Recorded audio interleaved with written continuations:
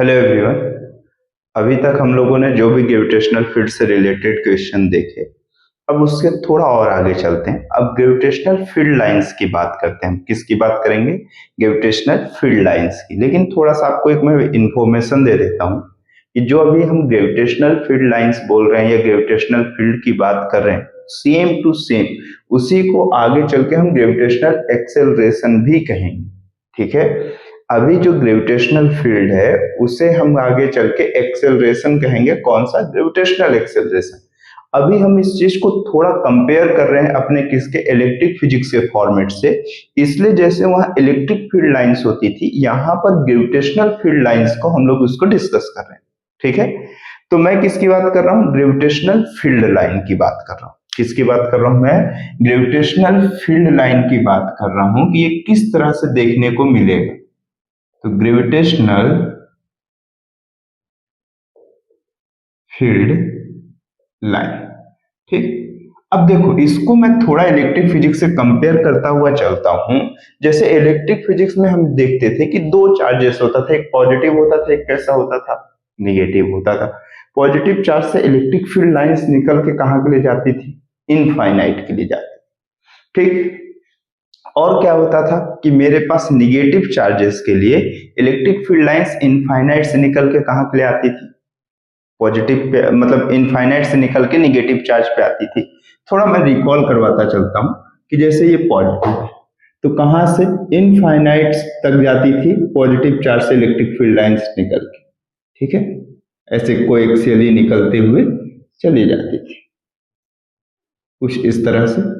Negative charge में क्या होता था हमारे पास? यहां से निकल के कैसा?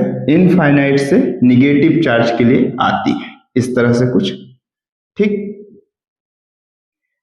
वहां पे हम देखते हैं कि अट्रैक्शन और रिपल्सन दोनों दिखता है, बट यहां पे हम देख रहे हैं कि सिर्फ और सिर्फ क्या दिखेगा हमें ग्रेविटेशनल पे?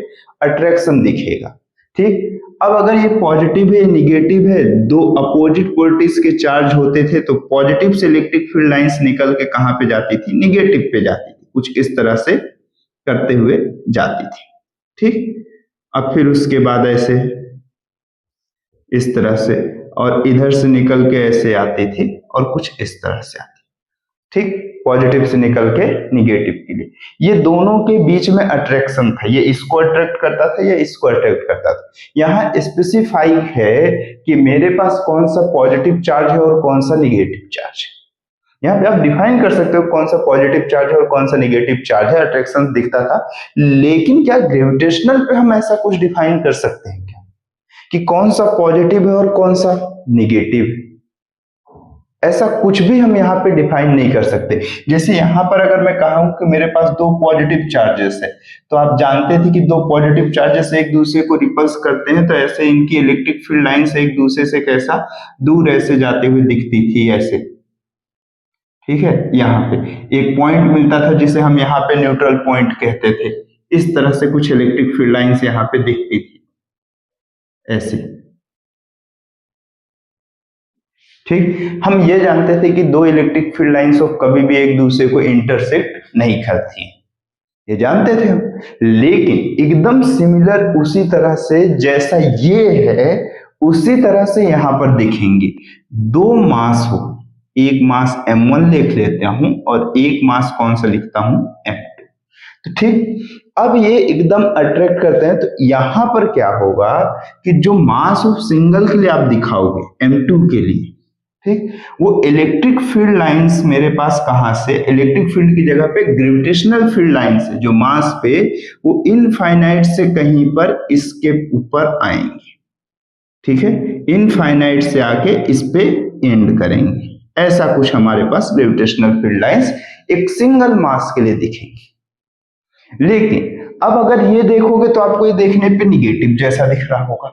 तो कई के मन में आता है कि सर अगर यहाँ पे निगेटिव होता, तो देखो अगर मैं यहाँ पे माइनस और माइनस लिखूं तो ये मतलब ये दोनों के इलेक्ट्रिक फील्ड लाइंस कहीं, सॉरी, दोनों की ग्रेविटेशनल फील्ड लाइंस कहीं निगेटिव निगेटिव जैसा तो नहीं दिखेगी सर, क्योंकि इंडिविजुअल का तो इसको निगेटिव चार्ज जैसा दिख रहा है।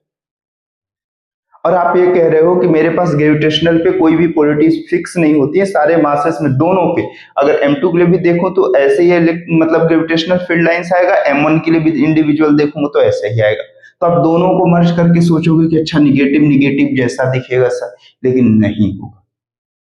आप जानते हो कि यहाँ पे प्रॉपर्टी देखने में इसके ग्रेविटेशनल फील्ड लाइंस का बिहेवियर निगेटिव चार्ज जैसा जरूर होगा, लेकिन आपको मालूम है कि अगर दो मास है जैसे यहाँ पर है, ये दोनों एक दूसरे को क्या करेंगे, अट्रैक्ट करेंगे, एक दूसरे को अट्रैक्ट करेंगे। और जब अट्रैक्ट करेगा तो मेरे पास कभी भी ये दोनों के मिड पॉइंट पे न्यूट्रल पॉइंट नहीं मिलेगा जहां पर ग्रेविटेशनल फोर्स की वैल्यू 0 हो। तो मतलब यहां पर अगर मैं इसके क्रॉस देख रहा हूं तो मुझे ऐसा लगेगा कि M1 से लाइन निकल के कहां के लिए जा रही है, M2 के लिए जा रही है, कुछ इस तरह से। अगर मैं M2 में देख रहा हूं तो मुझे ऐसा फील होगा। लेकिन अगर वही मैं M1 के लिए देखूंगा, किसके लिए देखूंगा, M1 के लिए देखूंगा, तो M1 के लिए ऐसा लगेगा कि M2 इसे क्या कर रहा है, अट्रैक्ट कर रहा है। M2 इसे क्या कर रहा है, अट्रैक्ट कर रहा है। तो ये M2 की जो लाइन होगी वो कुछ इस तरह से देखते हुए दिखेगी मुझे, और ये M2 की लाइन बाहर जाते हुए, ये किसके क्रॉस है, ये क्रॉस ऑफ किसके है मेरे पास, M2 के क्रॉस में देख रहा हूं, और ये किसके क्रॉस है मेरे पास, M1 के क्रॉस। ठीक, तो मेरे पास ये कुछ इस तरह से दिखेगी। और तो और सबसे इंपॉर्टेंट चीज, जैसे हमारे पास होता था कि दो इलेक्ट्रिक फील्ड लाइंस कभी भी एक दूसरे को इंटरसेक्ट नहीं करती थी, एकदम सिमिलर उसी चीज को ये फॉलो करेगा। और दो ग्रेविटेशनल फील्ड लाइंस कभी भी एक दूसरे को इंटरसेक्ट नहीं करेंगी, और जैसे ये पार्टिकल, ये जो लाइन है, इसी के टेंजेंट ऑफ पाथ को फॉलो करते हुए हमेशा पार्टिकल जाएगा। ठीक, तो ये जस्ट ऑफ एक कंपेयर के लिए है, बस हो गया, बाकी कुछ भी ऐसा नहीं है। मुझे इसकी बहुत ज्यादा जरूरत नहीं है, मुझे सिर्फ अपने ग्रेविटेशनल चैप्टर में इस चीज की जरूरत है। ये कंपेयर करने के हिसाब से मैं दिखा दिया ग्रेविटेशनल फील्ड लाइंस को। ठीक है, एक बार देख लो अच्छे से।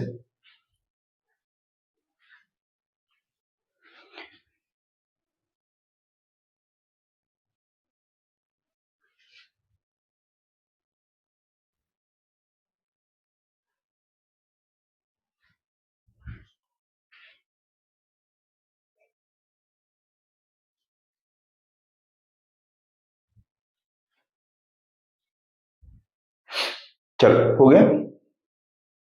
चलो, इसके बाद अब थोड़ा सा अपने सबसे इंपॉर्टेंट पोर्शन के थ्रू चलते हैं, सबसे इंपॉर्टेंट पोर्शन की डायरेक्शंस पे चलते हैं, जहां पे हम लोग क्या देखेंगे, gravitational field due to sphere and shell देखेंगे। ठीक है, अब ग्रेविटेशनल फील्ड किसके लिए देखेंगे, एक स्फेरिकल बॉडी के लिए देखेंगे। किसके लिए देखेंगे, एक स्फेरिकल बॉडी के लिए, होलो स्फेरिकल, और एक बार कैसा, सॉलिड के लिए देखेंगे। अच्छा, वो दोनों से पहले सबसे इंपॉर्टेंट चीज, जब हम इलेक्ट्रोस्टैटिक पढ़ रहे होते हैं तो एक्चुअल पे वहां पे हम सिर्फ इलेक्ट्रिक फोर्स को कंसीडर कर रहे होते हैं, जबकि दो पॉजिटिव या दो निगेटिव ऑफ चार्जेस है, उनके बीच में ग्रेविटेशनल फोर्स भी लगेगा अगर उनका मास कंसीडर किया। हालांकि जब उस टाइप के क्वेश्चन आएंगे तो वहां पे मेंशन किया होगा कि यहाँ पे ग्रेविटेशनल फोर्सेस लगेगा और यहाँ पर कंसीडर करना है या नहीं करना, कि मतलब दोनों का मास कंसीडर किया होगा, बैलेंस करने की कंडीशन बोल रहा होगा।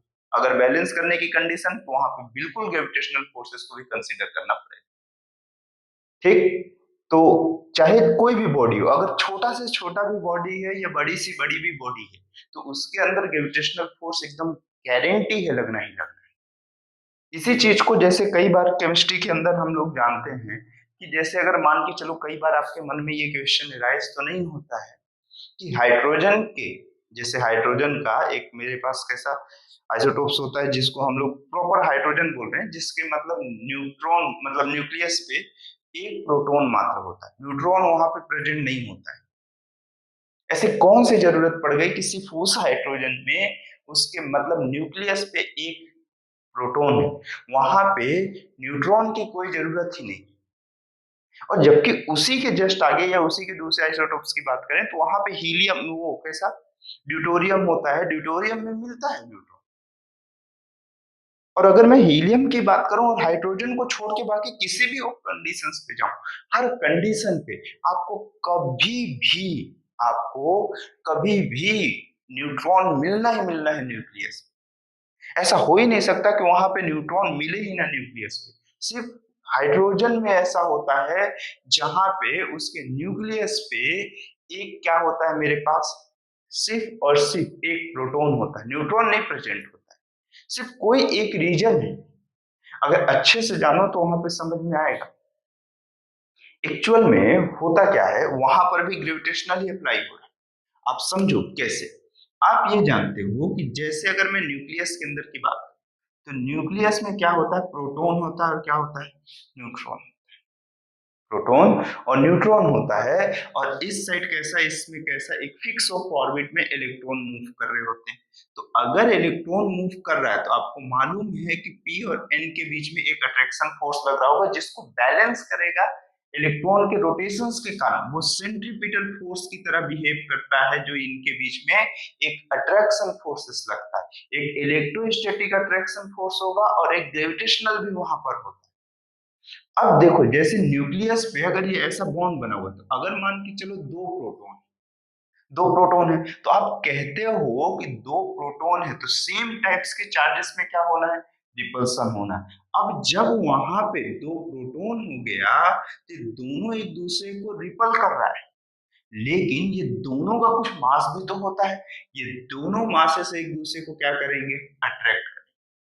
एकदम सिमिलर। कई अब ये जो हमारे पास मालूम है कि जो ग्रेविटेशनल फोर्स है वो फोर्स कैसा होता है, कंपेयर टू इलेक्ट्रिक फोर्स वो कैसा होता है, कम होता है। तो उस फोर्स को और ज्यादा बढ़ाने के लिए एक न्यूट्रल चार्जेस आता है जो इसे भी अट्रैक्ट कर रहा है और जो इसे भी अट्रैक्ट कर रहा है। सिमिलर और एक न्यूट्रॉन आ जाएगा जो कि इसे और ज्यादा बॉन्डिंग प्रोवाइड करना स्टार्ट करता है। इसलिए वहां पर न्यूट्रॉन का होना कंपलसरी है। लेकिन जब हम सिर्फ हाइड्रोजन की बात करते हैं तो हाइड्रोजन में सिर्फ एक प्रोटॉन होता है, और जब एक प्रोटॉन होता है तो उसके मेरे पास कहीं पर भी रिपल्सन फोर्सेस नहीं आ रहे, तो बड़े पर न्यूक्लियस पे बैठा हुआ। ठीक, तो चलो, अब ड्यूटोरियम जब आ जाता है तो वो ज्यादा ही मतलब कैसा, न्यूक्लियस की डेंसिटी बढ़ जाती है। ठीक, चलो, अब हम ग्रेविटेशनल फील्ड देख रहे हैं, मतलब कैसा ग्रेविटेशनल फील्ड, या फील्ड ड्यू टू स्पेयर, किसके कारण देख रहे हैं, फील्ड ड्यू टू स्पेयर के लिए देख रहे हैं, एंड सेल। पहला मैं देखता हूं ग्रेविटेशनल फील्ड देख रहे हैं due to sphere and shell. ठीक, फील्ड देख रहे हैं स्पेयर और सेल के कारण देख रहे हैं कि कैसा होता है स्पेयर और सेल के कारण। तो देखते चलते हैं, थोड़ा थोड़ा समझने की कोशिश करना है। आप देखो स्पेयर और सेल के कारण कैसे दिखेगा। जैसे सबसे फर्स्ट मैं किसके लिए देख रहा हूं, सेल के लिए। ठीक है, एक सेल के लिए देखता हूं। ठीक, अभी सॉलिड के लिए मैं कहीं नहीं जा रहा हूं, सिर्फ एक ऐसा देख रहा हूं जिसकी रेडियस मेरे पास कितनी है, यहां से यहां तक, कैपिटल आर। जिसकी रेडियस कितनी है मेरे पास, कैपिटल आर है। इसका ये मेरे पास सेंटर पॉइंट है, इसकी रेडियस आर है, इसका मास कितना है, एम। इसका मास एम है। ठीक, अब अगर मैं कह रहा हूं कि अंदर साइड इसकी डेंसिटी मेरे पास कुछ भी नहीं है, बस ऐसा एक सरफेस है। तो अगर मैं ये कहा कि मैं यहां पर से फर्स्ट स्टेप में ये चाहता हूं कि मैं जहां पर के लिए ग्रेविटेशनल फील्ड चाह रहा हूं उसकी जो वैल्यू है, स्मॉल आर की वैल्यू जो है वो ग्रेटर देन ऑफ हो इसके रेडियस के कंपेयर में। अगर इसके रेडियस के कंपेयर में ग्रेटर देन होगा तो यहाँ पे हमें दिखेगा कैसा, कि मैं एक स्पेरिकल सरफेस ऐसा लिख रहा हूँ, ये सेल होगा। ठीक, होलो सेल टाइप का है, और यहां से किसी आर डिस्टेंस पे ऐसा, ये इस तरह से, ये स्मॉल आर। यहां पे मुझे क्या चाहिए, ग्रेविटेशनल फील्ड चाहिए तो यहाँ पे जो ग्रेविटेशनल फील्ड देखने को मिलेगा वो कितना हो जाएगा, जो Eg की वैल्यू होगी वो कितना हो जाएगा G। और यहाँ पर ये ऐसा बिहेव करेगा कि जितना भी मास ये m है ये पूरा का पूरा कंसंट्रेटेड है कहाँ पे, इसके सेंटर पे। जिसका मास का वैल्यू कितना है m, और इसके रेडियस की वैल्यू कितनी हो जाएगी, मेरे पास r है तो अब इससे कोई दिक्कत नहीं, हम जैसे सारी डिस्टेंस सेंटर से सरफेस तक की लेते हैं और ये स्फीयर ऐसा बिहेव करेगा, पूरा का पूरा मास कहाँ पे कंसंट्रेटेड है, इसके सेंटर पे है, तो हम इसके सेंटर से सरफेस तक की डिस्टेंस कितना लिखेंगे, r का स्क्वायर। ठीक, उसके बाद दूसरे स्टेप पे चलते हैं, जब हम कहाँ पे जा रहे हैं कि स्मॉल r की वैल्यू किसके इक्वल हो जाए, कैपिटल R के इक्वल हो जाए, स्मॉल r की वैल्यू कैपिटल R के इक्वल हो जाए। तो स्मॉल r की वैल्यू जब कैपिटल R के इक्वल होगी तो ये आपको कैसा देखने को मिलेगा कि मेरे पास O है और ये मेरे पास कौन सा कैपिटल R। अगर ये कैपिटल R है और इसका मास कितना है m है, तो इसके जो ग्रेविटेशनल फील्ड की वैल्यू आएगी, ये अभी भी जब सरफेस पे देखूंगा तो ऐसा बिहेव करेगा कि पूरा का पूरा कहाँ पे मास कंसंट्रेटेड, सेंटर पे। और जैसे इसके सेंटर पे है तो ये कितना दिखाएगा, Gm/O, कौन सा, R का सरफेस, सरफेस पे इतना ही ये दिखाएगा। ठीक, लेकिन जैसे इसमें और ज्यादा मैं इंटरेस्ट डालना चाहूं कि मेरे पास अब अगर मैं स्मॉल r की value less than of capital R हो जाए, मतलब ये कैसा है मेरे पास, ऑन दी सरफेस, कैसा है मेरे पास, ऑन दी सरफेस, और ये कहां पर के लिए है मेरे पास, इनसाइड में पहुंच गया, कहां पे पहुंच गया मैं, इनसाइड पहुंच गया, और ये मेरे पास कहां पे है, आउटसाइड ऑफ द स्फीयर। ठीक, तो मुझे ये अब कैसा देखने को मिलेगा, अगर मैं ये स्पेरिकल के अंदर साइड कहीं पर चला गया तो यहाँ पर मेरे पास, जैसे इस पॉइंट के लिए मैं बोल रहा हूँ एक कैपिटल एम है, अब तो ये इसके अंदर ही चला गया, और जब इसके अंदर चला गया तो इसको अंदर कोई मास ही नहीं दिखेगा, इधर इस रेडियस के अंदर साइड, इस स्मॉल पोर्शन के अंदर साइड आपको कोई ना कोई मास होना चाहिए, उस रेडियस के आउटसाइड, इस स्मॉल आर के आउटसाइड, क्या उससे मुझे कोई लेना देना नहीं है, उसके अंदर साइड कितना मास है ये इंपॉर्टेंट है।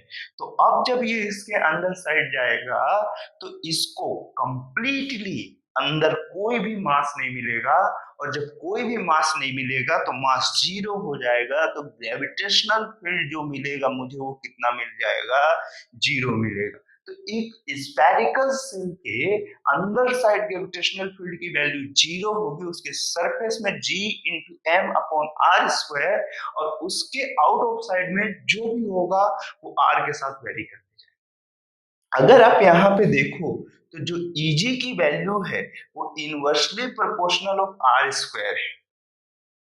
तो अगर मैं यहाँ पर ग्रेविटेशनल फील्ड का ग्राफ विथ डिस्टेंस अगर ड्रॉ करना स्टार्ट, तो जब तक मैं सेंटर से सरफेस तक नहीं आ गया, मतलब मेरे पास स्मॉल r की वैल्यू इंक्रीज होते होते कैपिटल R तक नहीं पहुंच गई, इस हर पॉइंट पे मेरे पास ग्रेविटेशनल एक्सेलरेशन की वैल्यू कितनी मिलेगी, जीरो। पर जैसे ही मैं सरफेस में टच किया तुरंत मुझे वैल्यू मिल गई gm, कहाँ गया, सॉरी, ये Gm/r²। तो मैं तुरंत इसकी वैल्यू को पहुंचाया एक पॉइंट पे जहां पे ग्रेविटेशनल फील्ड की जो वैल्यू है वो Gm/o कितना है, r²। बट इससे मैं जैसे ही आगे बढ़ना स्टार्ट किया तो देखो r² की वैल्यू, सॉरी स्मॉल r की value greater than of capital R है मेरे पास, मतलब डिनोमिनेटर क्या हो रहा है, इंक्रीज हो रहा है, और डिनोमिनेटर अगर इंक्रीज होगा तो ये वैल्यू ग्रेविटेशनल फील्ड क्या होना स्टार्ट होगा, डिक्रीज होना स्टार्ट होगा, मतलब इसके बाद हर फॉर्मेट में ग्रेविटेशनल फील्ड क्या होना स्टार्ट करेगा, डिक्रीज होना स्टार्ट करेगा। और कहाँ पे जीरो होगा, देखो r की वैल्यू जब इनफाइनाइट पुट करोगे तो Eg की वैल्यू जीरो हो जाएगी, मतलब ये इसके साथ पैरेलल हो जाएगा आगे चल के, और इधर वैल्यू कैसी होगी, इनवर्सली प्रोपोर्शनल ऑफ कौन सा होगा, r। तो ये पॉइंट कौन सा है मेरे पास, यहाँ पे जो ग्रेविटेशनल फील्ड मिलेगा वो कैसा मिलेगा, मैक्सिमम मिलेगा। तो आपको एक सेल में, स्फेरिकल सरफेस के सेल में जो सबसे ज्यादा ग्रेविटेशनल फील्ड मिलेगा वो हमेशा उसके कहाँ पे मिल रहा होगा, सरफेस पे मिलेगा। कहाँ पे मिलेगा, सरफेस पे। सेंटर पे जीरो और इनफाइनाइट पे भी क्या हो जाएगा, जीरो हो जाएगा। तो अगर मैं ये लिखा कि R की वैल्यू मेरे पास कहाँ चली गई, इनफाइनाइट, तो जो ग्रेविटेशनल फील्ड है वो मेरे पास वहां पे कितना हो जाएगा, जीरो हो जाएगा। और सेल के अंदर साइड चाहे जहां पर भी चले जाओ वो हर पॉइंट पे जीरो दिखे। देखो ये एकदम कैसा एक परिवार की तरह दिखता है। जैसे अगर आप मान के चलो किसी बहुत बड़े परिवार पे, या मतलब कोई बड़ी फैमिली में जाओ जहां पे ऐसा लगे कि बहुत दूर से देख रहे हो तो ऐसा लगता है कि पूरा का पूरा परिवार एक साथ जुट है, एक साथ रह रहा है, किसी के बीच में कोई लड़ाई नहीं हो रही, कोई मतभेद नहीं। लेकिन जैसे जैसे उसके पास आप आना स्टार्ट करोगे आपको समझ में आएगा कि अच्छा यहाँ तक तो जब तक आप उस परिवार के बाहर हो आपको ऐसा लगेगा कि पूरा का पूरा मास कहाँ पे है, सेंटर। लेकिन जैसे ही अंदर गए तो पता चला अंदर सब खाली है, सब दूर दूर है, अंदर कुछ नहीं, ठेंगा है। वो ये कंडीशन है, ठीक है। तो ऐसा कहने की बात है, जस्ट फन वे में उसको आप कंसीडर करना, ऐसा पर्सनल नहीं ले लेना कि नहीं सर मेरे घर में ऐसा नहीं होता, बहुत अच्छी बात, ठीक है। तो ये चीजें यहाँ तक आप देखो, फिर उसके बाद सॉलिड स्फेरिकल के लिए चलेंगे।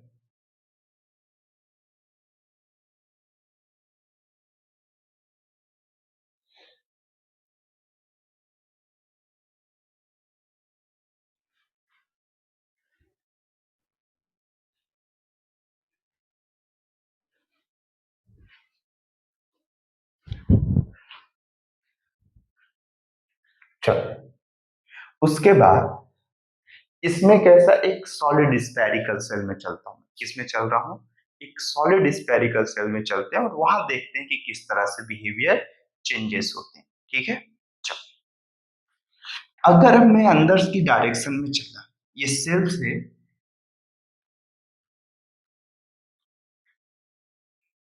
सेल हटा देता हूँ, सिर्फ स्पेयर रहने देता हूँ, ठीक है। अब इससे देखते हैं कि ये किस तरह से बिहेव करता है, ठीक है। बड़ा मजा आएगा, एकदम इलेक्ट्रिक फील्ड जैसा ही है ना। अच्छे से देखोगे तो बहुत देर तक इलेक्ट्रिक फील्ड जैसा ही दिखेगा। बस वहां पे कैसा अट्रैक्शन और रिपल्सन दोनों था, यहाँ पे सिर्फ और सिर्फ एक चीज देखने को मिलेगा कि अट्रैक्शन है, ठीक है।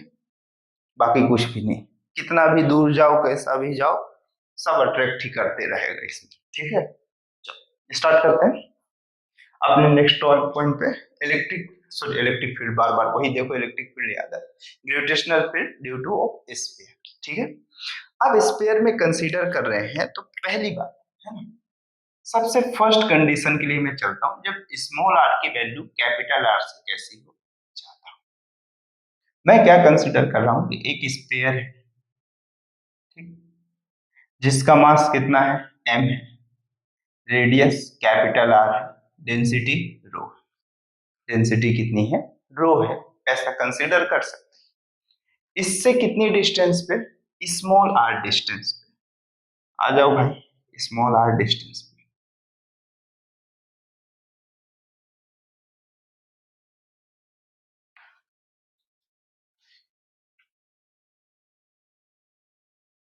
ऐसा अगर इससे स्मॉल आर डिस्टेंस पे मुझे क्या चाहिए, ग्रेविटेशनल फील्ड चाहिए यहाँ, तो मुझे क्या चाहिए होगा कि जो Eg की वैल्यू हो वो कैसा होगा, ग्रेविटेशनल कांस्टेंट, इस बॉडी का मास और इसके सेंटर से यहाँ तक की जो डिस्टेंस होगी वो आर स्क्वायर के इक्वल होगी।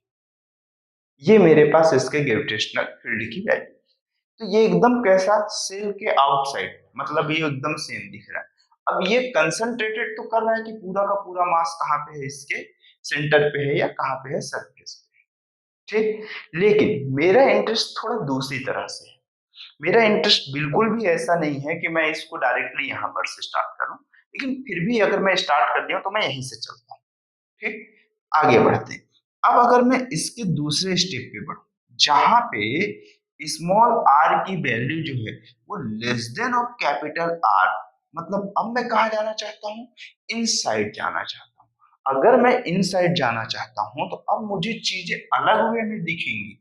अब मुझे अगर एक स्पेरिकल सेल में, स्पेरिकल सेल बोल रहा हूँ, एक स्फीयर को कंसीडर कर रहा हूँ जहां पे इसकी रेडियस मेरे पास कौन सी है, कैपिटल आर। अब मेरे पास मैं इसके इनसाइड किसी पॉइंट पे क्या चाह रहा हूं, इस किसी पॉइंट पे मैं क्या चाह रहा हूं कि मुझे ग्रेविटेशनल फील्ड मिले, जबकि इसकी डेंसिटी रो है और टोटल मास जो है वो कितना है मेरे पास, कैपिटल एम।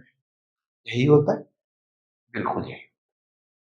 लेकिन अब अगर देखो तो अब जो ग्रेविटेशनल फील्ड की वैल्यू होगी वो क्या लिखते हो आप, जी। और मास, आप पूरा मास नहीं लोगे। अब मास आपको जो सेलेक्ट करना है वो मास सिर्फ कैसा, इस मेरे पास जहां पर है ये ग्रेविटेशनल फील्ड मुझे देखना है, सिर्फ उसके अंदर साइड कितना मास है वो इंपॉर्टेंट है। तो इसके अंदर साइड अब आप मास चाहिए, इसके बाहर साइड का मास नहीं चाहिए। तो अब आप इसके एम डेज की वैल्यू देखोगे अपॉन आर स्क्वायर देखो। अब एम डेज की वैल्यू ही आपको नहीं पता है।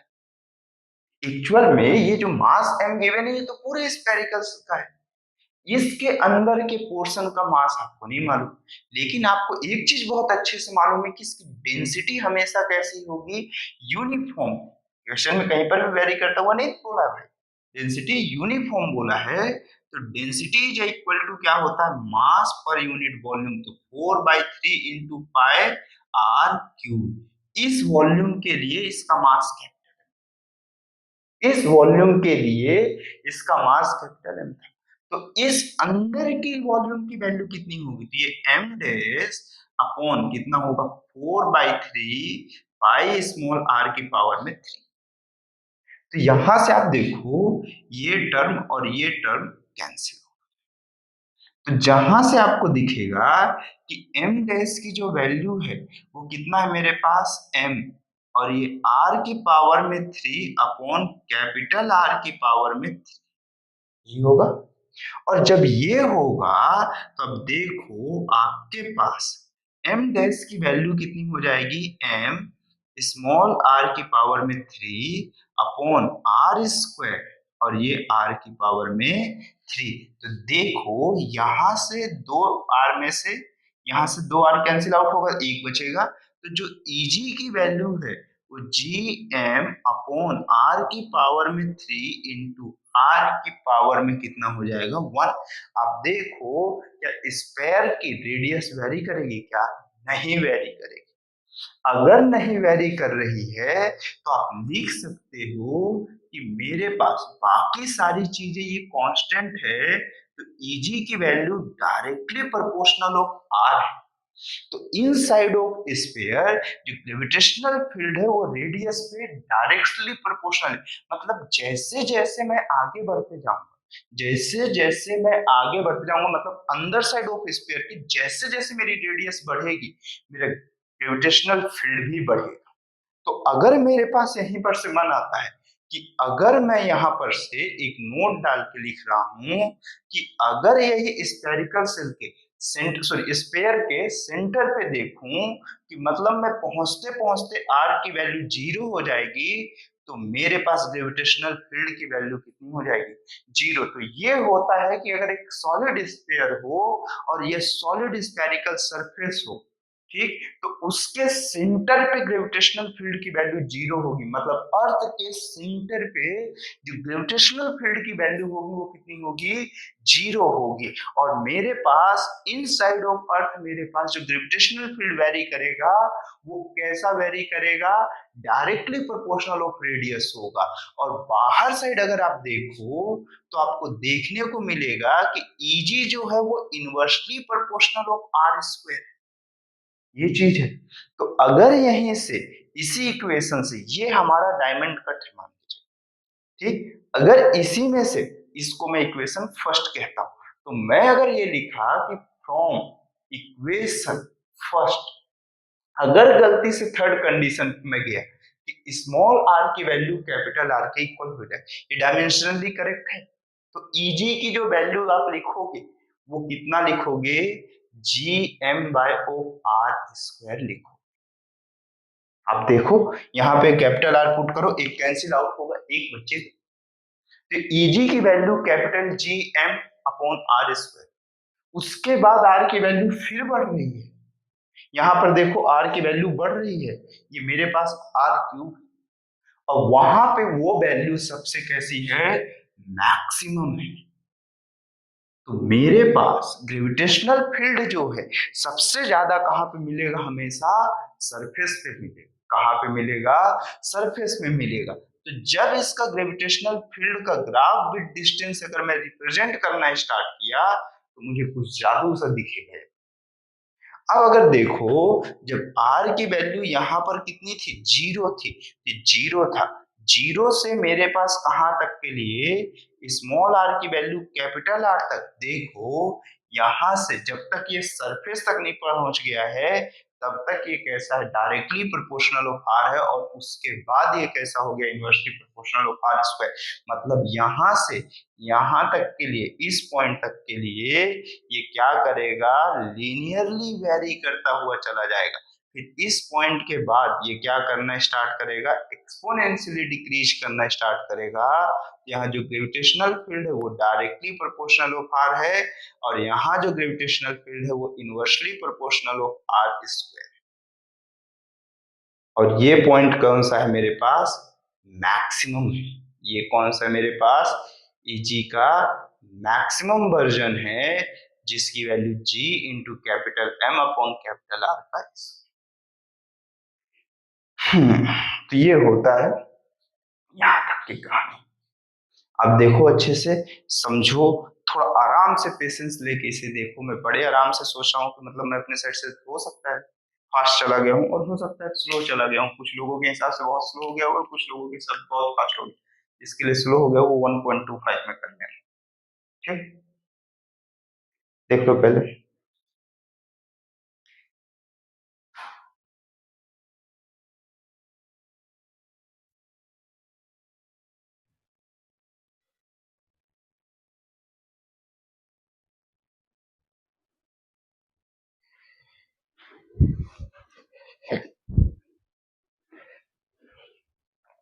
चलो मैं इसको रब करता हूँ। अब कुछ क्वेश्चंस देखते हैं, 2 ही 3 क्वेश्चन, बहुत छोटे छोटे एकदम पारिवारिक से क्वेश्चन, फिर क्लास खत्म करूंगा। ठीक है, चलो।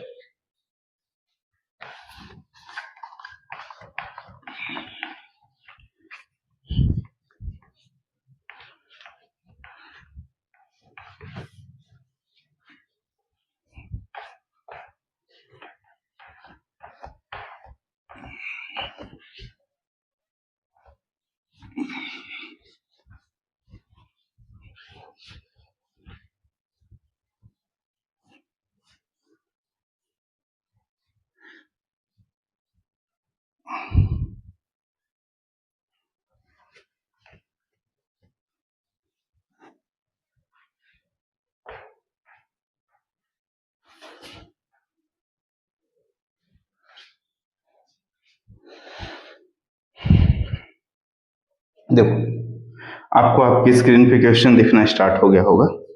ठीक, देखो इस क्वेश्चन पे, जैसे एक क्वेश्चन है हमारे पास, यहाँ पे क्या बोल रहा है, there are 2 concentric shell of mass, एक का m1 है, एक का मास m2 है, and radii r1 and r2 है। एक में रेडियस r1 है और एक की रेडियस r2 है।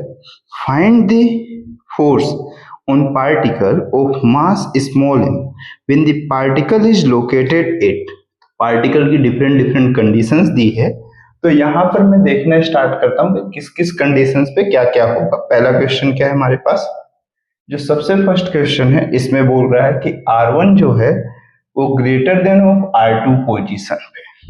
ठीक, दूसरे स्टेप पे मेरे पास क्वेश्चन पे क्या है कि R1 जो है वो less than of, sorry R1 जो है वो ग्रेटर देन ऑफ R2 है but less than of capital R2 है। फिर उसके बाद मेरे पास कैसा है, थर्ड स्टेप में मेरे पास कैसा बोल रहा है, R3 जो है, जो थर्ड कंडीशन है वहां पे लेस देन ऑफ R1 है। ऐसी तीन अलग अलग कंडीशंस पे दे के रखा है और तीन अलग अलग कंडीशंस पे वो चाह रहा है कि मेरे पास क्या हो कि ग्रेविटेशनल फोर्स फाइंड करना है। क्या फाइंड करना है? ग्रेविटेशनल फोर्स ही फाइंड करना है ना। हाँ, find the force on particle. ठीक है, तो पार्टिकल पे तीन अलग अलग पोजीशंस पे कैसा फोर्स लगेगा। अब जबकि ये बोल रहा है कि दो मासेस हैं और दोनों की रेडियस अलग अलग है, और मजे की बात तो ये था कि क्वेश्चन पे ये बोला है कि सेल है, टू कंसेंट्रिक सेल है। मैं पढ़ लिया क्वेश्चन प्रॉपर, भूल गया था, कोई दिक्कत नहीं। दो कंसेंट्रिक सेल हैं जिसमें से एक का मास m1 है, दूसरे का मास m2 है, एक की रेडियस r1 है तो दूसरे की रेडियस r2 है, और तीन अलग अलग पोजीशंस पे एक स्मॉल m मास पे मुझे फोर्सेस की वैल्यू को फाइंड करना है। किसकी वैल्यू को फाइंड करना है? फोर्स की वैल्यू को फाइंड करना है। चलिए तो स्टार्ट करते हैं भाई अपने सॉल्यूशंस को। चलो देखो, आ जाओ फर्स्ट स्टेप में। फर्स्ट स्टेप क्या, पहले जर्नल फॉर्मेट लिख लेते हैं, फिर उसके बाद देखते रहेंगे फर्स्ट स्टेप सेकंड स्टेप। ये मास कौन सा है? एक मास m1 हुआ अंदर का, इसकी रेडियस r1 हुआ। इससे बाहर का एक मास कौन सा हुआ? m2 हुआ। इसकी रेडियस कौन सी हुई मेरे पास? r2। एक की रेडियस r1, एक की रेडियस r2, एक की रेडियस r1, एक की रेडियस r2। फर्स्ट कंडीशन पे आ जाओ भाई। फर्स्ट कंडीशन पे क्या बोल रहा है कि जो r1 की पोजीशन है वो ग्रेटर देन ऑफ कौन सा है? r2। तो ऐसी अलग अलग कंडीशंस पे मैं अपने मास को लेके चलता हूं। जैसे फर्स्ट स्टेप पे मेरे पास ये कौन सी पोजीशन है? इस पोजीशन को मैं क्या नॉमिनेट करता हूं? r1 नॉमिनेट करता हूं। कौन सा नॉमिनेट करता हूं? r1। इस पोजीशन को मैं क्या नॉमिनेट करता हूं? r2। और इस पोजीशन को कोई मेरे पास जो होगा वो r3। ठीक, तो देखो फर्स्ट पोजीशन के लिए देखो, तो ये भी मास इस पे ग्रेविटेशनल फोर्स लगाएगा और ये भी लगाएगा। तो अब जो नेट, पहले तो जो नेट ग्रेविटेशनल फील्ड मिलेगा तो पहला किसके थ्रू मिलेगा? फर्स्ट के भी थ्रू मिलेगा और किसके थ्रू मिलेगा? सेकंड के थ्रू भी मिलेगा। तो फर्स्ट के थ्रू जो मिलेगा वो कितना मिलेगा मुझे बताओ। ये पूरा ऐसा बिहेव करेगा, पूरा का पूरा मास सेंटर पे है। अगर पूरा का पूरा मास सेंटर पे, तो सेंटर से इसकी डिस्टेंस r1 है, ये कितना हो जाएगा? g m1 by o r1 का स्क्वायर। सिमिलर सेकंड जो दिखाएगा वो कितना दिखाएगा? g m2 by o कौन सा हो जाएगा? r2 का स्क्वायर। r2 का, ये इसकी भी डिस्टेंस यहां से कितनी है? r1 है। ठीक, तो जो e की वैल्यू देखने को मिलेगी वो कितनी मिलेगी? g by o r1 का स्क्वायर, और ये कौन सा हुआ? m1 प्लस ऑफ कौन सा हो गया? m2। ये नेट ग्रेविटेशनल फील्ड कौन सा है? नेट ग्रेविटेशनल फील्ड है। अब जब फोर्स की वैल्यू हम जानते हैं कि हमारे testing of mass into gravitational field के मल्टीप्लिकेशन के इक्वल होगा, तो यहां पर से जो नेट फोर्स होगा, स्मॉल m की वैल्यू हमारे पास स्मॉल m, और Eg की वैल्यू कितनी हो जाएगी? तो डायरेक्टली लिखो ना, g small m into m1 plus oh, sorry capital M1 है ना, capital M1 plus of M2 by of कौन सा हो जाएगा? R1 का स्क्वायर। ये फोर्स की वैल्यू हो जाएगी। कब की कंडीशन पे? जब R1 की वैल्यू कैसी होगी? ज्यादा होगी मेरे पास किससे? R2 से। ठीक, उसके बाद सेकेंड नंबर पे चलो, तो सेकेंड नंबर पे क्या बोल रहा है कि मेरे पास जो R1 है, सॉरी R2 जो है वो स्मॉल r2 जो है वो कैपिटल R2 से कैसा है? Less than but greater than of R1 है। तो सेकेंड कंडीशन पे आपको जो नेट ग्रेविटेशनल फील्ड देखने को मिलेगा, तो देखो पहली बात, इसके कारण ये ऐसा है कि m2 जो है इसके एजम्पशंस ऑफ सर्कल से कैसा है? बाहर है। तो मेरे पास एक Eg1 होगा प्लस ऑफ कौन सा हो जाएगा? Eg2। तो Eg2 की वैल्यू कितनी होगी? 0। इसके कारण मेरे पास इस पे कोई ग्रेविटेशनल फील्ड आएगा ही नहीं, मुझे तो सिर्फ इसके कारण यहाँ पे आएगा, जिसकी वैल्यू कितनी हो जाएगी? Gm1। ये Gm1 अपॉन कौन सा है मेरे पास? ये यहां से यहां तक की डिस्टेंस r2 का स्क्वायर। दूसरा तो मेरे पास पार्टिसिपेट ही नहीं करेगा क्योंकि ये कैसा सेल है और इसका पूरा का पूरा मास आउटसाइड है। इस एजम्पशन सर्कल के अंदर नहीं होने के कारण मुझे ऐसा लगेगा कि इसका कोई होना और नहीं होना कोई मतलब है नहीं। तो जो नेट ग्रेविटेशनल फील्ड आएगा इस कंडीशन पे वो कितना आया, Gm/r2 का स्क्वायर, यही है। तो मेरे पास जो इस कंडीशन में फोर्स मिल रहा होगा, जो फोर्स की वैल्यू होगी वो सिर्फ कितनी हो जाएगी, G कैपिटल, सॉरी ये कौन सा मास है, m1 है ना, तो ये m1 into small m upon r2 का स्क्वायर, सिर्फ ये देख लो। उसी तरह से जब R3 के लिए जाएंगे तो मेरे पास जब थर्ड कंडीशन के लिए जाएंगे तो आपको मालूम है कि जो नेट वैल्यू होगी वो कितनी हो जाएगी मेरे पास दोनों के लिए, ये दोनों मासेस m1 और m2 R3 से आउटसाइड है, R3 वाले सर्कल से, तो मेरे पास अगर ये वैल्यू कितनी हो जाएगी, 0 हो जाएगी, तो जो फोर्स की वैल्यू होगी वो कितनी हो जाएगी, 0 हो जाएगी। इजी है ना, इजी, ऐसा कोई हार्ड क्वेश्चन नहीं। आप देख लो एक बार, मुझे तो आसान है, तुझे तो आसान होगा ही ना, तू तो पढ़ा रहा है। हमारी जगह पे बैठ के देख, हम तो पढ़ रहे हैं, तेरी शक्ल देख रहे हैं, इधर देखना पड़ रहा है। पढ़ो बधो, देखो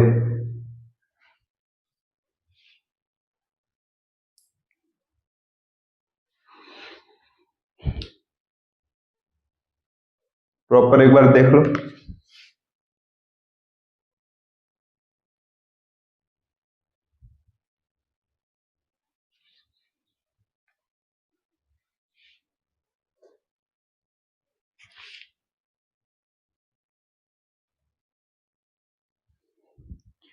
चलो भाई, इसके बाद एक बड़ा मजेदार क्वेश्चन है, ओह लाल टमाटर मजेदार वाला कॉन्सेप्ट, ठीक है।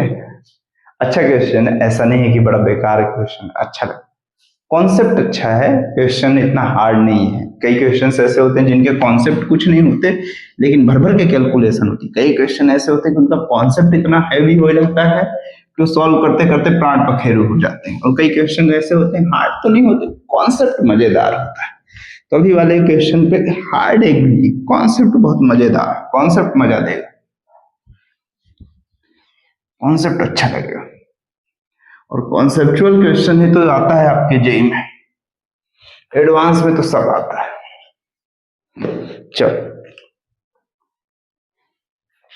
क्या क्वेश्चन भाई, क्या क्वेश्चन बोल रहा है, एक spherical symmetrically gravitational system of particle has mass density given है, ठीक है।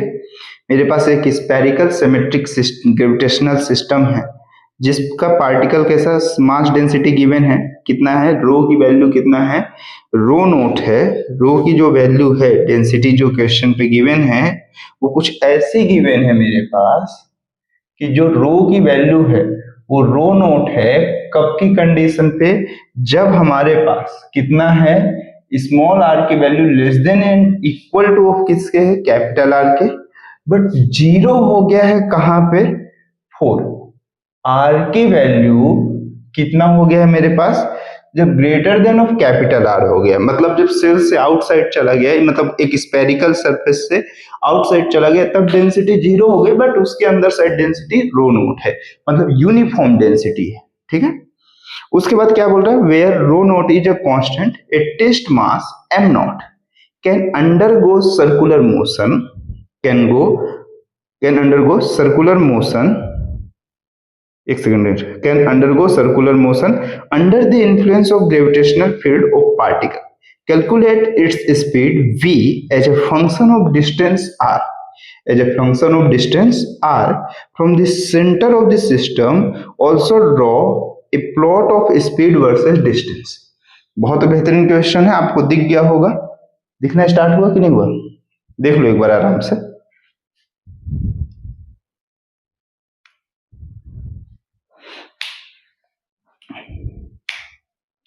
दिख गया, चले स्टार्ट करें।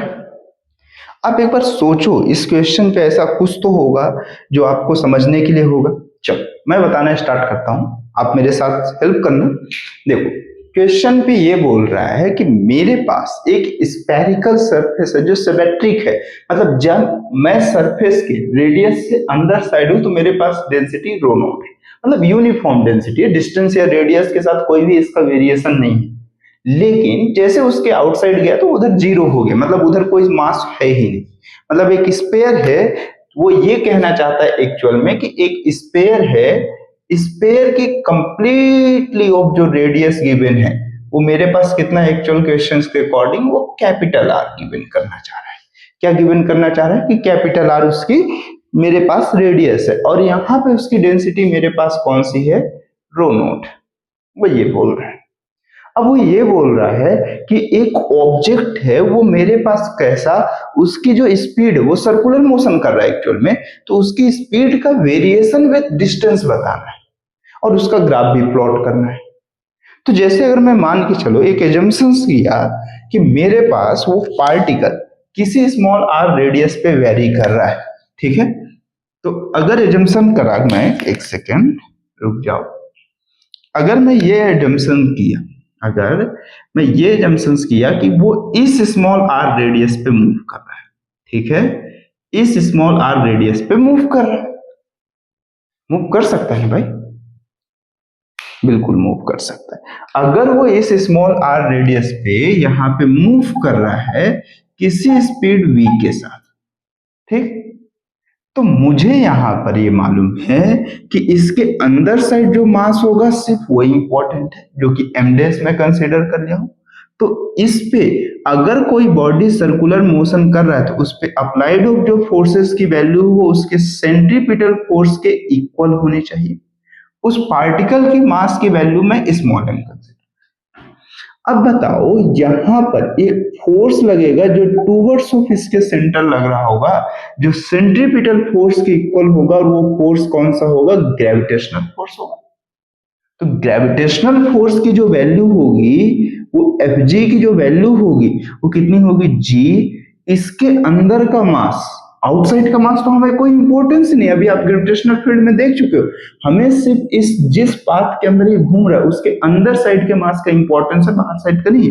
तो कितना हुआ, m डैश, कितना हुआ, m डैश, ठीक। और उसके बाद इस पार्टिकल का मास स्मॉल m और रेडियस कितना है मेरे पास इसकी, r स्क्वायर है, तो ये कितना हो गया, mv स्क्वायर बाय कौन सा हो गया, r। ये तब की कंडीशन के लिए मैं चल रहा हूं जब स्मॉल r की value less than of capital R हो, मतलब वो अंदर साइड स्फीयर के कहीं घूम रहा है। सेंटर की तो बात मैं बाद में देख लूंगा, तो मैं जस्ट एक जनरल फॉर्मेट देख रहा हूं। तो स्मॉल m और स्मॉल m क्या हो गया होगा, कैंसिल आउट, एक r से एक r भी कैंसिल आउट हो गया। तो मेरे पास ये देखने में दिख गया कि g capital m dash upon of small r is equal to v square दिख रहा है, ये दिख रहा है। तो v की वैल्यू तो मैं इजीली फाइंड कर लूं, लेकिन मुझे अभी भी m डैश नहीं है। m डैश देखो, जब ये वेरिएबल के फॉर्मेट में क्वेश्चंस हो तो इनमें जो वेरिएबल डाटा क्वेश्चंस में गिवन होता है, मतलब अल्फाबेटिकल नंबर जो गिवन होते हैं वो नंबर एक्चुअल में नोन है, उन्हीं के फॉर्मेट में आंसर लेके आना, और जो नहीं है अल्फाबेटिकल टर्म्स वो अननोन है। तो क्या मेरे पास क्वेश्चन पे कहीं पर भी m डैश मेंशन था क्या, नहीं था, तो मुझे उसे फाइंड करना पड़ेगा, उसको किसके फॉर्मेट में, रो के फॉर्मेट में लेके आना पड़ेगा। तो आपको मालूम है कि इसकी डेंसिटी यूनिफॉर्म है जिसकी वैल्यू रो नॉट है, और मेरे पास टोटल मास, जो इसका मास और वॉल्यूम का रेशियो वो तो मेरे पास मेंटेन रहेगा, उसी को तो हम डेंसिटी कहते हैं। तो m डैश अपॉन इसके अंदर के पोर्शन की जो डेंसिटी होगी वो 4/3 into pi small r cube हो जाएगा। अब इसको मैं इस वाले मास से नहीं कंपेयर कर सकता ना, क्योंकि मेरे पास क्वेश्चन पे मेंशन ही नहीं हो। तो अगर नहीं मेंशन है तो m डैश की जो वैल्यू होगी वो rho naught into 4/3 pi r cube हो गया, और इस वैल्यू को मैं उठा के यहाँ पे पुट किया तो m डैश की value rho naught into 4/3 pi r cube upon of r is equal to v square. एक r से एक r कैंसिल आउट हो गया, 2 हो गया, और मैं क्या कर रहा हूं कि v को जैसे स्क्वायर फॉर्म, मतलब स्क्वायर दूसरे साइड जाएगा तो स्क्वायर रूट हो जाएगा दूसरे साइड, ये मेरे पास 4/3 पाई आर स्क्वायर। तो जो v है वो डायरेक्टली प्रोपोर्शनल ऑफ किसके हो गया मेरे पास r के। जो v है, क्योंकि आप देखो बाकी सारे टर्म्स कांस्टेंट है, आर स्क्वायर स्क्वायर रूट से बाहर आएगा तो r हो जाएगा, और बाकी सारे अगर टर्म्स कांस्टेंट है, g कांस्टेंट है, rho not constant, 4 constant, 3 constant है, पाई है, यहाँ पे वैल्यू सिर्फ यही होगा। अगर मैं सेंटर पे गया तो इट्स सेंटर मुझे मालूम पड़ रहा है कि मेरे पास सेंटर पे r की वैल्यू 0 है, तो v की भी वैल्यू कितनी आ जाएगी, 0 हो जाएगी। तो मतलब सेंटर पे उसकी स्पीड 0 होगी, और जैसे जैसे मैं रेडियस को आउटसाइड करते जाऊंगा उसकी स्पीड बढ़ती चली जाएगी। ठीक, बढ़ानी पड़ेगी स्पीड, उसको मेंटेन करना पड़ेगा। ठीक, तीसरे स्टेप पे मैं अगर चला, सॉरी दूसरी कंडीशन पे चला कि अगर मैं स्मॉल r की value greater than of capital R लिखता, तब कैसा होगा। तो अगर अब मैं ऐसी कंडीशंस पे आया कि मेरे पास ये यहां से कितनी रेडियस पे है, कैपिटल R पे। ठीक, अगर ये कैपिटल R पे है, इसका मास m है, इसका मास m है, और ये कैपिटल R है, तो मैं जस्ट अब क्या कर रहा हूं कि यहां पर से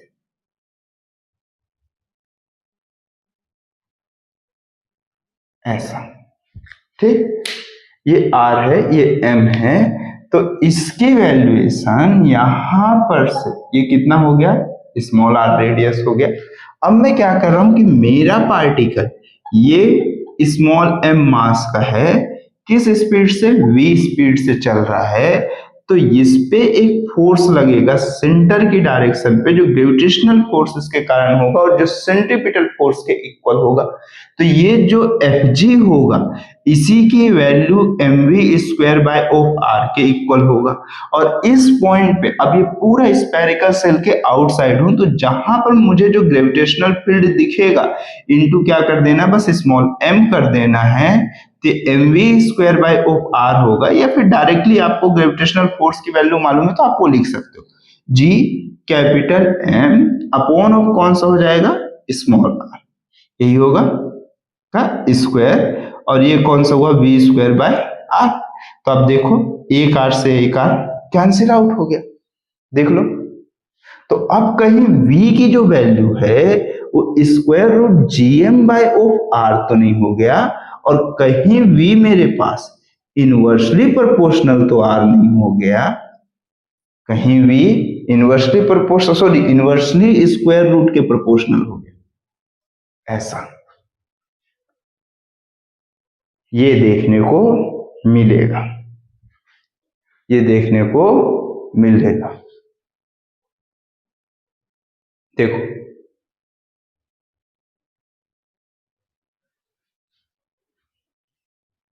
देखो एक बार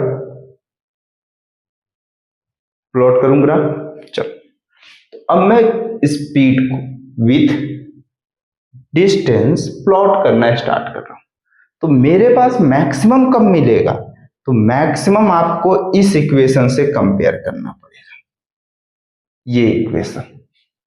ठीक, अब जैसे इस इक्वेशन को आप कंपेयर करोगे तो आप क्या लिखोगे, ये कैपिटल आर क्यूब लिख दोगे, ये भी आर हो जाएगा और ये भी आर हो जाएगा, तो आप लगभग लगभग उसी फॉर्मेट में पहुंच जाओगे।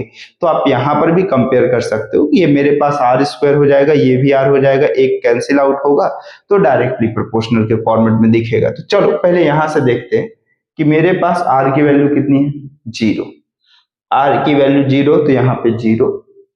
ठीक, अब यहां से कब तक मेरे पास ये लीनियरली वेरी कर रहा होगा, जब तक मैं कहां पे नहीं पहुंच गया हूंगा, कैपिटल आर पे।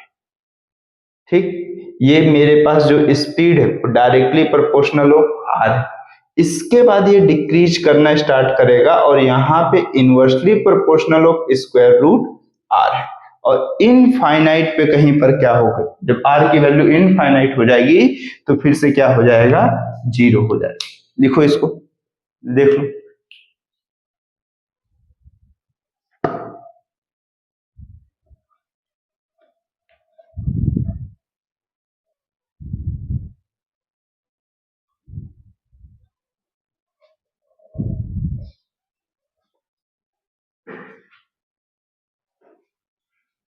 हो गया?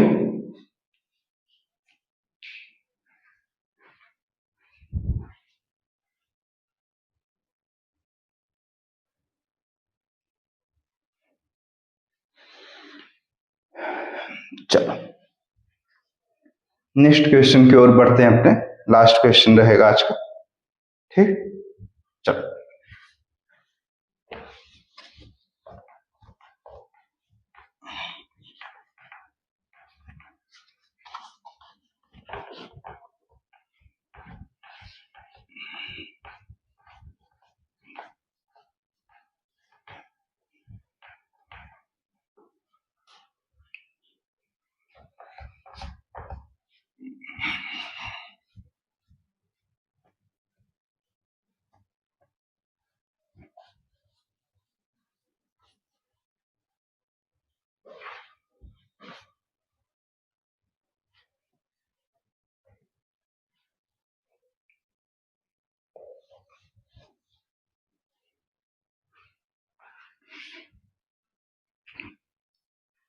चलो नेक्स्ट क्वेश्चन अब थोड़ा मजेदार और है, बस देखना स्टार्ट करो। देखो क्या क्वेश्चन है, ए स्फीयर क्या बोल रहा है, a sphere of radius capital R, ठीक, has its centre at origin, has its centre at origin, it has uniform mass density, कितना मेंशन है, रो नॉट मेंशन है, ठीक है, फिर से यूनिफॉर्म डेंसिटी का कॉन्सेप्ट आया और रो नॉट मेंशन, ठीक, except that there is spherical hole at radius, कहां पे मेरे पास, स्मॉल आर, उसका जो हॉल है वो कितना है मेरे पास, r/2 है, ठीक, whose centre is at x is equal to 1/2 r, और वो सेंटर जो है उसकी वैल्यू, वो सेंटर मतलब एक स्पेरिकल सेल गिवन है क्वेश्चन में, इस तरह से मेंशन है, ठीक, और इसका जो सेंटर है वो कहां पे है, ओरिजिन पॉइंट पे है, और एक होल है जिसका सेंटर यहां से कितने की डिस्टेंस पे है, x की वैल्यू कितनी है, r/2 है, ठीक, मतलब कुछ इस तरह से इस पोजीशन पे टच है। अब ये स्मॉल आर जो इसकी भी रेडियस है वो कितनी है मेरे पास, कैपिटल R/2 है, ठीक, whose center is at x is equal to r/2 as shown in figure, find the gravitational field at position on the x axis, और x एक्स में जो वैल्यू है वो मैग्नीट्यूड ऑफ x कह रहा है और जो ग्रेटर देन ऑफ r है, ऐसा है। तो एक बार फिर से मैं क्वेश्चन पढ़ता हूं, आप मैच करते चलना। Sphere of radius capital are has its centre at the origin, it has uniform mass density rho naught except that there is a spherical hole of radius small r is equal to capital R/2 whose center is at x is equal to r/2 as shown in figure. Find the gravitational field at point on the x-axis for magnitude of x is greater than of capital R, ऐसा question पे mention कर रहा है, ठीक है। तो चलो भाई यहीं से स्टार्ट करते हैं। ये मेरे पास कितना है, कैपिटल R है, ऐसा करके क्वेश्चन पे मेंशन कर दिया है, और ये कौन सा एक्सिस है, एक्स एक्सिस है, और ये कौन सा एक्सिस है, वाई एक्सिस है, ठीक। तो कुछ इस तरह से मेंशन किया है, और ये पूछ रहा है मेरे पास क्वेश्चन पे कि किसी एक्स डिस्टेंस पे मुझे बताना है, किसी एक्स डिस्टेंस पे बताना है, और किसकी वैल्यू बतानी है मुझे, ग्रेविटेशनल फील्ड की वैल्यू बतानी है। क्या, find the gravitational field at the point on the x axis, हाँ ग्रेविटेशनल फील्ड की वैल्यू बतानी। अब बोलो कैसे डिसाइड करोगे कि क्या होगा और क्या नहीं होगा, कोई आइडिया किसी को लग पा रहा है, बोलो।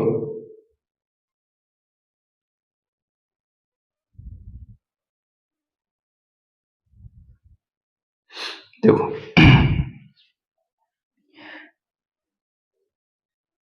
चलो मैं अपने साइड से ट्राई करता हूं, क्या क्या होगा और कैसे होगा समझते हैं, ठीक है। थोड़ा ऐसे क्वेश्चंस पे बहुत सोचना पड़ता है कि अगर ये मेरे पास एक होल है तो इसको मैं कैसे सॉल्व करूं, इसको होल को मैं कैसे सॉल्व करूं। सबसे ज्यादा कॉम्प्लिकेटेड बच्चों को यहीं पर आता है। किसी भी एक स्टूडेंट को इस चीज पे ही प्रॉब्लम आएगा, और यही चीज आपके इलेक्ट्रिक फिजिक्स में, यही मैग्नेटिज्म में, यही लगभग लगभग हर जगह पे है। और जब भी ऐसी प्रॉब्लम में आप फंसो तो एक्चुअल में आप समझो कि यहाँ पर मेरे पास अगर इस पूरे स्पेरिकल को मैं कंसीडर कर, इस पूरे स्पेरिकल को कंसीडर करके किसी एक्स डिस्टेंस पे मैं इलेक्ट्रिक फील्ड नहीं फाइंड कर सकता था क्या, सॉरी ग्रेविटेशनल फील्ड नहीं फाइंड कर सकता था क्या। मैं अगर कहूं कि यहां पर जो प्रॉपर्टी है, इस प्रॉपर्टी का जस्ट इक्वल और अपोजिट पुट हो गया, जिसके कारण वो कैंसिल, ऐसा हो सकता है या नहीं हो सकता। देखो, अगर मैं ये कह रहा हूं, मैं दो तरह से प्रॉपर्टी चाह रहा हूं, ठीक है। मेरे पास इस पूरे के पूरे सेल के कारण यहां पे जो मेरे पास फील्ड आएगा वो कितना है, ई। अगर मैं ये कहा कि मैं एक पूरा स्पेरिकल फोर सॉलिड के लिए अगर ऐसा एक स्पेरिकल ले लिया जिसकी रेडियस आर है, इस ओरिजिन पॉइंट से एक्स डिस्टेंस पे यहां पर मैं ग्रेविटेशनल फील्ड चाह रहा हूं, तो ये मेरे पास कितना देगा, जी एम बायो कौन सा देगा, आर स्क्वायर, यही दे रहा होगा, कंफर्म है। अब मैं क्या किया कि ये इसके कारण, अब इस फील्ड को मैं कुछ अलग डिस्टेंस पे नहीं ले सकता क्या, ये ओरिजिन है, आप देखो तो ये कुछ शिफ्टेड वर्जन है, ये कुछ शिफ्टेड वर्जन है, और ये यहां से कितनी डिस्टेंस पे है, ये जहां पे है उसका कोऑर्डिनेट ऑर्डर r/2 कॉमा कितना है, 0 है। अगर आप देखो ये स्मॉल r डिस्टेंस है और स्मॉल r की वैल्यू कैपिटल R/2, ये डिस्टेंस पे है, तो इसके कारण किसी एक्स डिस्टेंस पे कितना ग्रेविटेशनल फील्ड आएगा, तो मैं इसे E1 नहीं लिख सकता क्या, क्या E1 नहीं लिख सकता, लिख सकता हूं। इस पूरे का मास मेरे पास कैपिटल M है, बट इसके मास की वैल्यू मैं m डैश तो लिख सकता हूं, इसके मास की वैल्यू m डैश तो मैं लिख सकता हूं या नहीं लिख सकता। अगर मैं इसकी value m1 dash m dash लिख लेगा तो मेरे पास कितना होगा, जी m डैश, बट इसकी डिस्टेंस यहां से, इसके सेंटर से यहां तक की डिस्टेंस अब चेंज हो गई भाई, ये पूरी डिस्टेंस यहां से यहां तक x है, और इसको सब्सट्रेट करोगे तो x माइनस आर बाई कितना हो जाएगा, 2 हो जाएगा, तो ये मेरे पास कितना हो गया, x माइनस आर बाई 2 का स्क्वायर हो गया। अब जो आपको ये दोनों की वैल्यू को, अब देखो अगर एक्चुअल में पूरा था, अब इसके पोर्शन को अगर यहां रख के ऐड किया तो गड़बड़ हो जाएगा, ये मेरे पास इसके मैग्नीट्यूड को बढ़ाएगा। एक्चुअल में जब इसको यहाँ पे रखूं तो इसकी वैल्यू हटानी है, मतलब मुझे क्या करना है, जो नेट वैल्यू आएगी इसके कारण मेरे पास वो ई माइनस ऑफ E1 या फिर ई डैश में लिख देता हूं, ई डैश के कारण उसमें से ये सब्सट्रेट कर दो तो आपके पास इसका मिल जाएगा। तो मैं स्टार्ट करता हूं, देखो g capital M upon r का square minus G M dash upon कितना हुआ, x माइनस r/2 का क्या हो गया, स्क्वायर हो गया। तो m डैश की वैल्यू होगी कितनी, मेरे पास मजे की बात यह है कि m डैश की वैल्यू कितनी हो, देखो टोटल ऑफ मास तो मेंशन नहीं था मेरे पास, टोटल मास का कहीं दूर दूर तक जिक्र भी नहीं था, ये था नहीं था, टोटल मास का कहीं डिस्कशन ही नहीं है, क्या क्वेश्चन में नहीं है। रो नोट की वैल्यू है तो ठीक है, रो नोट की वैल्यू है तो रो नोट की वैल्यू मैं लिख लूंगा, वो मेरे काम की बात है। चलो तो देखो यहां से जो m की वैल्यू है वो कितनी है, 4/3 into pi are cube into rho naught, इसके m डैश की वैल्यू कितनी होगी, सेम मेरे पास इसका वॉल्यूम 4/3 इंटू पाई r/2 की पावर में 3, और इसमें भी तो डेंसिटी वही रखना पड़ेगा, दोनों में डेंसिटी सेम रखना है, तो बस वैल्यू पुट करो और आंसर देखना स्टार्ट करो। बोलो जी कैपिटल M की वैल्यू अननोन है, तो बोलो 4/3 pi are cube into rho note upon R square, ठीक। सिमिलर दूसरे पे जाओ, माइनस जी, एम डैश की वैल्यू कितनी है मेरे पास 4/3 पाए आर बाई टू की पावर में कितना है 3 है, ठीक, इनटू कितना है मेरे पास रो नोट अपॉन कितना है x minus r by two का क्या है स्क्वायर, ये ठीक। अगले स्टेप पे इसके बाद देखो तो ई नेट की जो वैल्यू होगी, देखो जी 4/3 पाए और वहां से आर क्यूब को कॉमन ले लो और जी को रो नोट को सबको कॉमन ले लो, बस ये सब सॉल्व हो जाएगा। बोलो जी इंटू कितना हो जाएगा मेरे पास 4/3 pi are cube row note, यही होगा, ये कॉमन हो जाएगा। अगले स्टेप पे देखो तो कितना हो जाएगा 1/r का स्क्वायर माइनस 1/8 बस बचेगा यहाँ पे, तो कितना होगा 1/8 x माइनस आर की पावर में कितना हुआ, सॉरी r/2 का होल स्क्वायर हो गया, और ये टर्म देखने को नेट वैल्यू मिलेगी। अब इसको चाहे सॉल्व कर लो या चाहे ऐसा ही रहने दो, जैसी मर्जी करे वैसा कर लो, देख लो।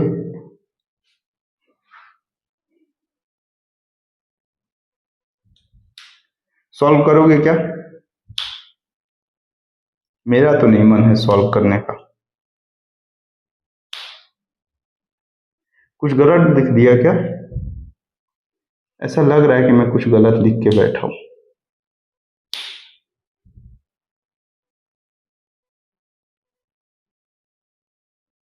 एक बार चेक करो।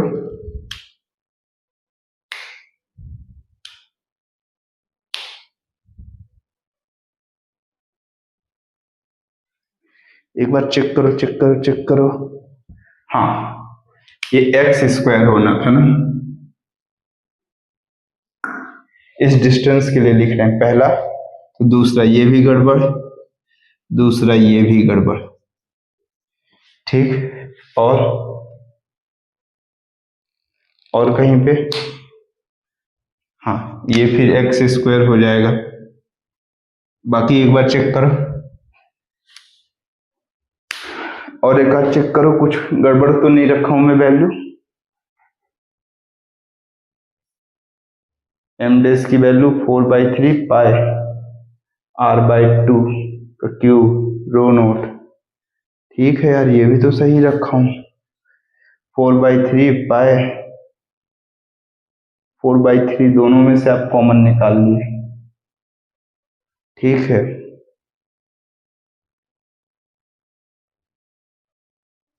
ठीक ही तो है यार, ठीक है। चल ये एलसीएम लेके सॉल्व करोगे तो बोलो, एलसीएम लेके सॉल्व करोगे तो बोलो।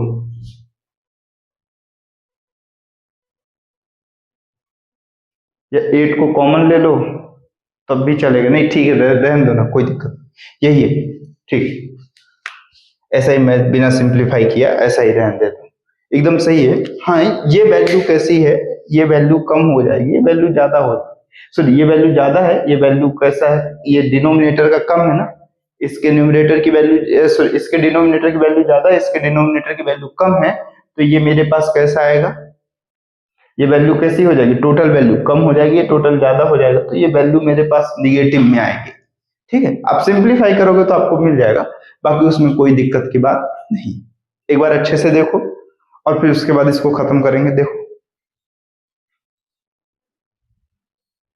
चल यहां तक देख ली, चल इसके बाद अब थोड़ा और आगे हम इस चीज को इंप्रूव करेंगे, हो सकता है नेक्स्ट लेक्चर तक में हम ग्रेविटेशनल एक्सेलरेशन पे पहुंच जाए, ठीक है।